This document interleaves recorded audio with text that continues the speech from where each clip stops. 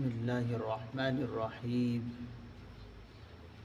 الحمد لله وكفى وسلام على عباده الذين اصطفى. أما بعد فإن خير الحديث كتاب الله وخير الهدي هدي محمد صلى الله عليه وسلم وشر الأمور محدثاتها وكل محدثة بدعة وكل بدعة ضلالة وكل ضلالة في النار. فقد قال الله تبارك وتعالى في القرآن المجيد والفرقان الحميد: فأعوذ بالله من الشيطان الرجيم. بسم الله الرحمن الرحيم. سورة العصر مكية وهي 3 آيات. بسم الله الرحمن الرحيم. والعصر إن الإنسان لفي خسر إلا الذين آمنوا وعملوا الصالحات وتواصوا بالحق وتواصوا بالصبر. صدق اللہ العظیم.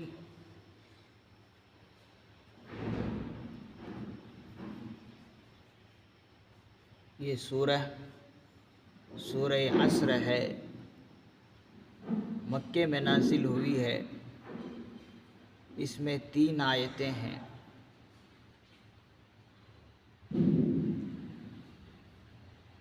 اور یہ سورہ قرآن کریم کے اندر 103 نمبر پر آتی ہے. بسم اللہ الرحمن الرحیم. شروع اللہ کے نام سے جو سب پر مہربان ہے، بہت مہربان ہے.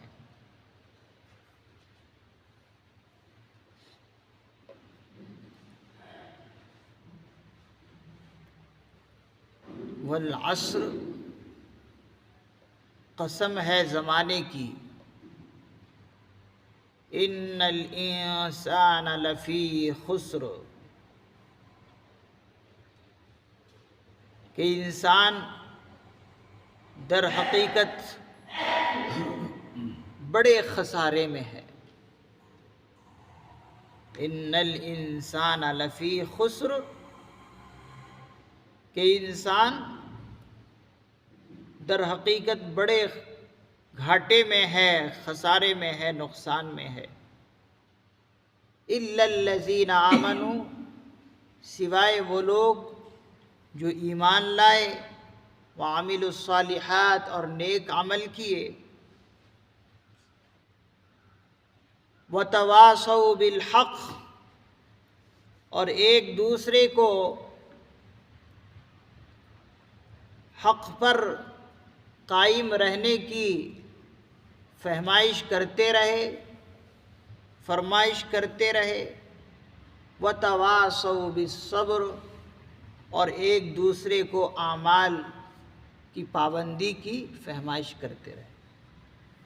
یہ لوگ گھاٹے اور نقصان سے مستثنی ہیں. یہ لوگ گھاٹے اور نقصان میں نہیں ہیں.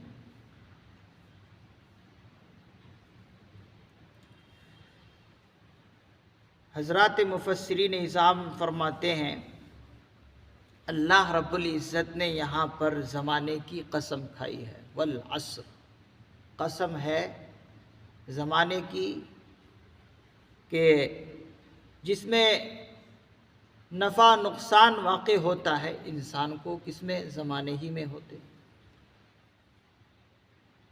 اب اگر اس نے زمانے میں وقت کو ایسے ہی ضائع کر دیا، غلط کاموں میں، غلط چیزوں میں اس نے عمر ضائع کر دی، تو وہ گھاٹے اور نقصان میں. یہاں پر ہمیں سمجھنا ہے کہ اللہ رب العزت نے زمانے کی قسم کیوں کھائی ہے. زمانے کو اور اس مضمون کو کیا تعلق ہے، کیا مناسبت ہے؟ زمانے کو اس مضمون سے کیا مناسبت ہے، کیا تعلق ہے، کیوں اللہ نے قسم کھائی ہے؟ اس لیے کہ قسم اور جواب قسم میں مناسبت ضروری ہے. دونوں میں مناسبت ضروری ہے، اتحاد ضروری ہے. یہ نہیں کہ کسی اور چیز کی قسم کھائی جا رہی ہے اور کوئی مناسبت نہیں، کوئی تعلق نہیں. تو دونوں میں مناسبت ضروری ہے. تو ہمیں سمجھنا ہے کہ زمانے کو اس مضمون سے کیا مناسبت ہے، کیا تعلق ہے کہ جس کے اللہ رب العزت نے قسم کھائی ہے. حضرات مفسرین اعظام نے فرمایا کہ زمانے کو اس مضمون سے مناسبت اور تعلق ہے. وہ اس لحاظ سے ہے کہ زمانے کے اندر ہی انسان کے حرکات اور سکنات ہوتے ہیں. انسان کی نشو و نما جو ہوتی ہے کس میں ہوتی ہے؟ زمانے ہی کے اندر ہوتی ہے. اس کے حرکات ہے، سکنات ہے، چلنا ہے، پھرنا ہے، کس کے اندر ہے؟ زمانے کے اندر ہی ہے. اسی لیے گویا کہ زمانے کی مناسبت اس کے ساتھ ہے.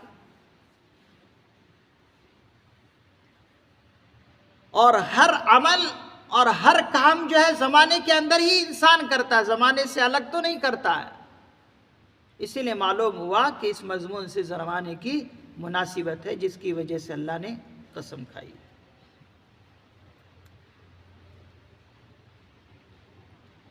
یہ سورہ عصر تو دیکھنے میں بہت چھوٹی سی سورت دکھتی ہے، لیکن بقول امام شافعی رحمۃ اللہ علیہ وہ فرماتے ہیں کہ دیکھنے میں، پڑھنے میں یہ بہت چھوٹی سی اور مختصر سی سورہ ہے، لیکن یہ بہت جامع اور مانع سورہ ہے. اور فرماتے ہیں کہ انسان کی کامیابی کے لیے، انسان کی ہدایت کے لیے یہی ایک چھوٹی سورہ جو ہے انسان کے لیے کافی ہے، اگر اس کی اہمیت کو وہ سمجھ لے اور اس سورہ کے مطابق اپنی زندگی کو ڈھال لے اور گزار لے، تو یہی ایک چھوٹی سی سورہ اور سورت انسان کے لیے کافی ہے. یہ اتنی اہم اور بہت امپورٹنٹ سورہ ہے سورہ عصر.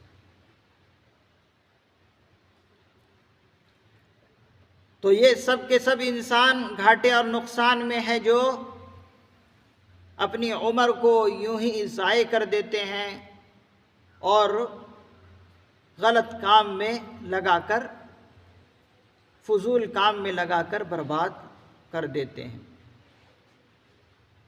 اور مفسرین اعظام فرماتے ہیں کہ اللہ نے زمانے کی قسم کھائی اس لیے ہے کہ زمانہ اس بات پر گواہ ہے، زمانے کی ایک تاریخ ہے کہ جس نے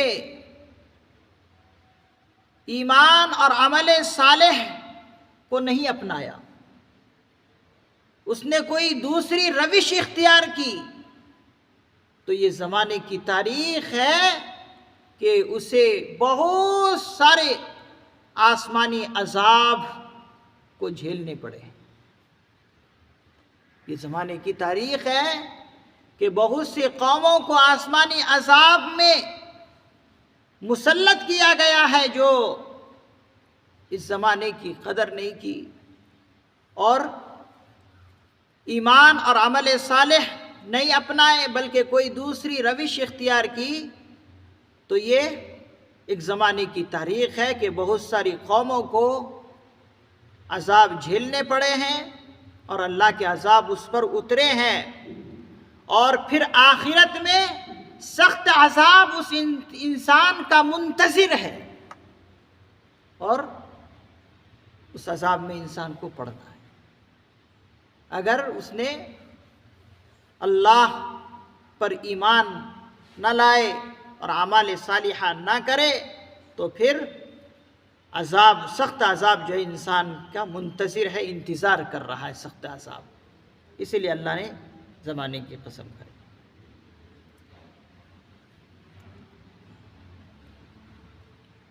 اور بعض علماء کرام نے فرمایا ہے کہ حضرت عبید اللہ ابن حصن فرماتے ہیں کہ رسول اللہ صلی اللہ علیہ وسلم کے صحابہ میں سے 2 صحابہ کا تو یہ ہمیشہ عادت رہی ہے کہ جب بھی 2 صحابی آپس میں ملاقات کرتے تو فرماتے ہیں کہ جب بھی 2 صحابی آپس میں ملاقات کرتے تو ہر دونوں جو ہے ایک دوسرے کو سورہ عصر کی تلاوت کر کے سناتے۔ ایک ساتھی دوسرے ساتھی کو، دوسرے ساتھی اس ساتھی کو جو ہے سورہ عصر کی تلاوت کر کے سناتے اور پڑھ کر سناتے۔ کیوں؟ اس سے جو ہے انسان کا دل جو ہے اللہ کی طرف ہمیشہ مستحضر رہتا، ہمیشہ اس کا دماغ میں اللہ رب العزت جو ہے ہوتا۔ اس لیے کہ اس سورہ کے اندر یہی چیز بتائی گئی ہے کہ انسان اپنے آپ کو ایسے ہی نہ گنوا دے، بلکہ جو اللہ نے اسے زندگی عطا کی ہے یہ بہت بڑی دولت ہے، اس زندگی کو غلط کاموں میں نہ استعمال کرے، بلکہ جس کام کے لیے اللہ نے زندگی اور عمر دی ہے وہ اس کام میں خرچ کرے۔ حضرات علماء کرام فرماتے ہیں کہ انسان کی جو عمر ہے، انسان کی جو عمر ہے یہ بہت بڑی سرمایہ ہے۔ انسان کی جو زندگی کی جو عمریں ہیں، اس لیے کہ عمر کس سے بنتی ہے؟ کن چیزوں سے؟ سال سے، مہینوں سے، ہفتوں سے، گھنٹوں سے، یہاں تک کہ منٹ اور سیکنڈ سے ہی انسان کی عمر بنتی ہے۔ اگر اس نے زندگی کے 1 منٹ اور 1 سیکنڈ کو اس نے گویا کہ اگر برباد کیا ہے تو اس نے گویا کہ ایک بہت بڑی سرمایہ کو اس نے برباد کیا ہے۔ اور اسی لیے حضرات علماء کرام فرماتے ہیں کہ انسان کی زندگی کیا ہے؟ انسان کی زندگی چند گنے چنے سانسوں کا نام ہے۔ انسان کی زندگی چند گنے چنے سانسوں کا نام ہے۔ اگر انسان کی زندگی کی ایک سانس ختم ہے تو سمجھیے کہ وہ اس کی اپنی زندگی کے ایک جز کو اس نے ختم کیا۔ ایک سانس اگر انسان کے ختم ہو رہے ہیں تو سمجھیے کہ زندگی کے ایک جز کو اس نے ختم کیا ہے۔ تو یہ چند سانس ہیں جو انسان جی رہا ہے۔ اسی لیے اللہ کے نبی علیہ الصلاۃ والسلام نے بھی اس کی طرف بہت لوگوں کو ترغیب دی ہے کہ اس زندگی کو غنیمت سمجھو، اور بتایا ہے کہ یہ زندگی اور یہ جو عمر ہے یہ ایک بہت بڑی سرمایہ ہے۔ اس لیے حدیث پاک میں آتا ہے کہ جب انسان صبح کرتا ہے، جب انسان صبح کرتا ہے تو گویا کہ وہ اپنی جان کو تجارت میں لگا رہا ہے۔ گویا کہ وہ اپنی جان کو تجارت میں لگا رہا ہے، اور یہ زندگی کی جو عمر ہے یہ سرمایہ ہے، اور یہ خود جو ہے تاجر ہے۔ یہ خود تاجر ہے۔ اب اگر اس نے اپنے آپ کو تجارت میں لگایا ہے تو بہت سے انسان اپنے آپ کو آزاد کرا لیتا ہے اور بہت سے انسان اپنے آپ کو ہلاکت میں ڈال لیتا ہے۔ حدیث پاک میں ہے۔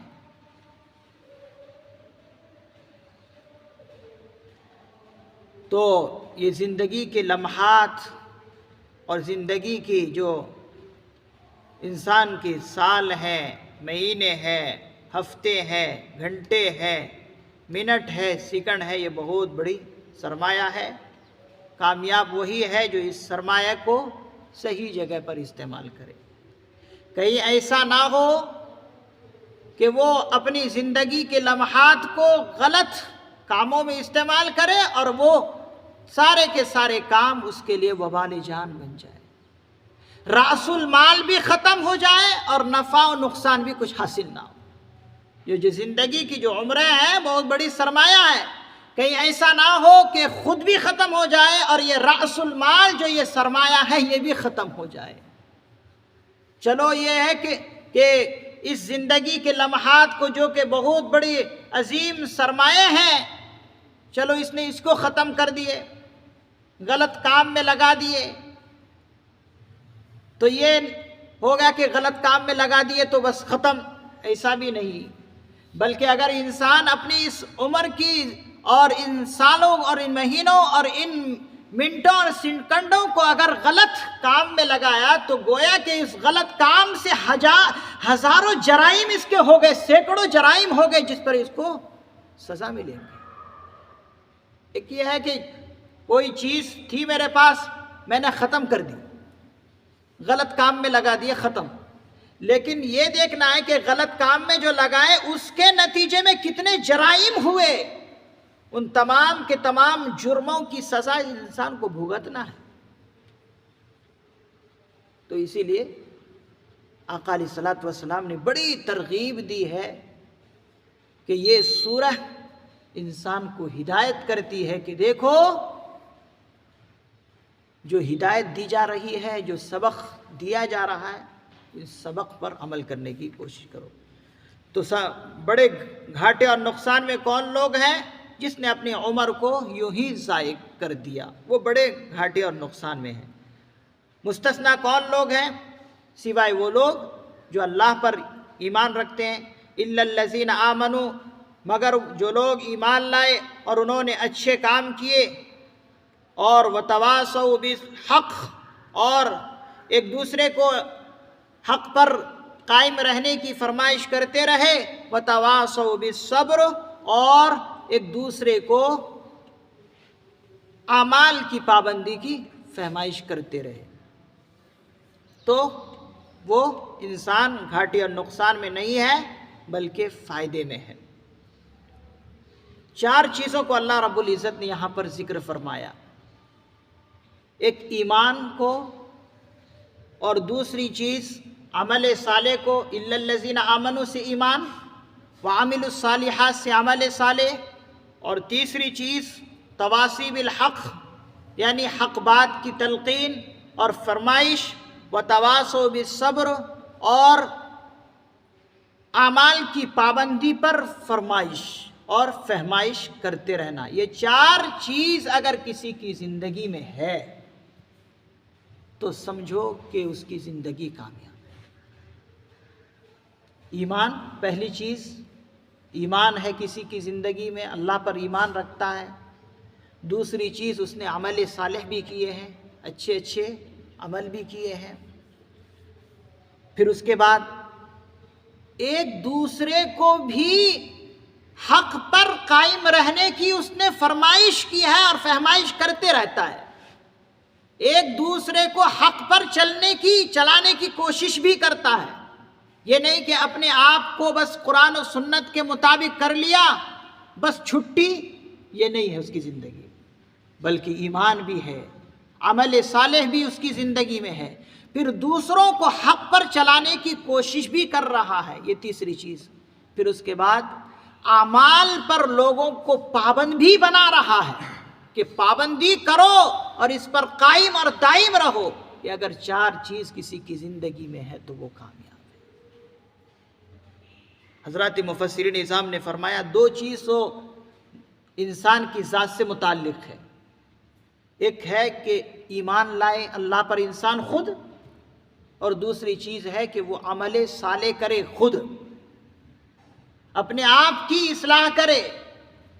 تو یہ دو چیز اپنے ذات سے ہے اور دو چیز دوسروں سے متعلق ہے. تیسری چیز کیا ہے؟ وتواصوا بالحق، کہ لوگوں کو بھی جو ہے حق بات پر چلنے کی فرمائش کرتا رہتا ہے، دوسروں کو بھی بتلاتا ہے کہ دیکھو بھائی اللہ سے دور رہ کر زندگی کامیاب نہیں ہوتی، اللہ کو مان کر اللہ کے احکام کے مطابق عمل کرنے پر ہی زندگی کامیاب ہوتی ہے. دوسروں کو وہ وصیت بھی کرتا ہے. یہ تواصو کا جو لفظ آیا ہے وہ وصیت سے بنا ہے. وصیت کس کو کہتے ہیں؟ وصیت اس کو کہتے ہیں کہ جب انسان مرتا ہے تو مرنے کے وقت بہت ہی مؤثر انداز میں، بہت ہی اہم انداز میں، مؤثر انداز میں، سیریس میں کسی انسان کو وصیت کرتا ہے کہ دیکھو بھائی میں مر رہا ہوں، میرا موت کا وقت قریب ہے، اب جو ہے تمہارے اوپر ذمہ داری ہے. تو کتنے مؤثر انداز میں وہ وصیت کرتا ہے. تو یہ تواصو کا جو لفظ ہے وصیت سے مشتق ہے، وصیت سے نکلا ہے. تو اسی طریقے سے حق پر قائم رہنے کی انسان دوسروں کو فرمائش بھی کرتا ہے، دوسروں سے کہتا بھی ہے کہ دیکھو بھائی حق پر رہنا چاہیے. اور حق سے مراد کیا ہے؟ مفسرین نظام نے فرمایا حق سے مراد یہ ہے کہ عقائد صحیحہ پر انسان قائم رہے. عقائد صحیحہ پر، غلط عقیدوں پر نہیں بلکہ عقائد صحیحہ پر، کہ جن عقیدوں سے ایمان مضبوط رہتا ہے، ایمان خراب نہیں ہوتا ہے، ان عقائد صحیحہ پر انسان قائم رہے. بالحق سے مراد عقائد صحیحہ مراد ہے. یہ نہیں کہ غلط عقائد گھڑ لیے، اس سے اپنا بھی ایمان خراب کر لیا، دوسروں کا ایمان بھی خراب کر لیا، ویسا نہیں، بلکہ عقائد صحیحہ جو اللہ اور اس کے رسول نے عقائد ہمیں بتائے ہیں، ان عقائدوں پر انسان خود بھی اپنے آپ کو قائم رہے اور دوسروں کو بھی فرمائش اور فہمائش کرتے رہے. اور وتواصوا بالصبر، ایک سمجھ لیجئے صبر جو لفظ آتا ہے قرآن کریم کے اندر، صبر کے معنی جو ہے بہت وسیع اور عریض ہے. صبر کا ایک معنی صرف یہ نہیں کہ کسی کا انتقال ہو جائے بس اس پر صبر کر لیا جائے، یہ معنی کے لیے صبر نہیں ہے، بلکہ صبر کا معنی بہت وسیع و عریض اپنے اندر رکھتا ہے. صبر کا معنی یہ ہے کہ اللہ نے جو انسان کو حکم دیا ہے ان حکم پر عمل کرے، اور جو نفسانی خواہشات ان کو غلط کاموں پر آمادہ کرے، اس غلط کاموں سے اپنے آپ کو بچا لینا، یہ بھی صبر ہے. نفسانی خواہشات اگر انسان کو غلط کام پر آمادہ کرے اور کہے کہ یہ کام کرو، ان کاموں سے اپنے آپ کو بچا لینا، یہ بھی صبر ہے، یہ بھی صبر ہے. گناہ پر آمادہ ایک انسان ہو رہا ہے، اس سے اپنے آپ کو چھڑا رہا ہے اور ان خواہشات کو کچل رہا ہے کہ نہیں بھائی مجھے اللہ اور اس کے رسول سے ڈرنا ہے، اللہ ان کام سے ناراض ہوتے ہیں، اس لیے ان کاموں کو اور ان خواہشات کو وہ کچل دیتا ہے. تو یہ بھی ایک صبر ہے. تو صبر کا معنی بہت وسیع و عریض اپنے اندر رکھتا ہے. اور اسی طریقے سے اعمال پر پابندی اپنے آپ کو رکھنا، یہ بھی صبر میں آتا ہے. تو تیسری چیز وتواصوا بالحق، یہ نہیں کہ خود ہی قرآن و سنت کے مطابق اپنی زندگی گزار لی، اس کے اولاد، اس کے اہل و عیال گناہوں پر گناہ کر رہے ہیں، کوئی مطلب ہی نہیں اس کو. یہ بھی نہیں کہ وہ اپنے اہل و عیال، اپنے رشتہ دار، اپنے آل و اولاد کی گناہوں پر غفلت برت رہا ہے، ایسا بھی نہیں ہونا چاہیے، بلکہ حتی الوسع، حتی الامکان اور مقدور کے مطابق، طاقت کے مطابق ان گناہوں سے اپنے اہل و عیال کو، اپنے آل و اولاد کو، اپنے رشتہ داروں کو بچانا، یہ بھی انسان کے لیے ضروری ہے۔ کہیں ایسا نہ ہو کہ اپنے آپ کو قرآن و حدیث کے مطابق تو کر لیا، حضرات علماء کرام فرماتے ہیں یہ نجات کے لیے کافی نہیں ہے۔ نجات کے لیے کب ہے؟ جبکہ خود بھی قرآن و حدیث کے مطابق زندگی گزار رہا ہے، اور جو اس کے اہل و عیال ہے، رشتہ دار ہے، آل و اولاد ہے، جن کے اوپر یہ ماتحت ہے، ان کو گناہوں سے بچانا یہ بھی ضروری ہے۔ وتواصوا بالصبر، اور اعمال کی دوسروں کو پابندی کے لیے آمادہ کرنا، یہ چوتھی چیز مراد ہے۔ تو یہ چار چیز اگر کسی کی زندگی میں ہے تو وہ انسان کامیاب ہے۔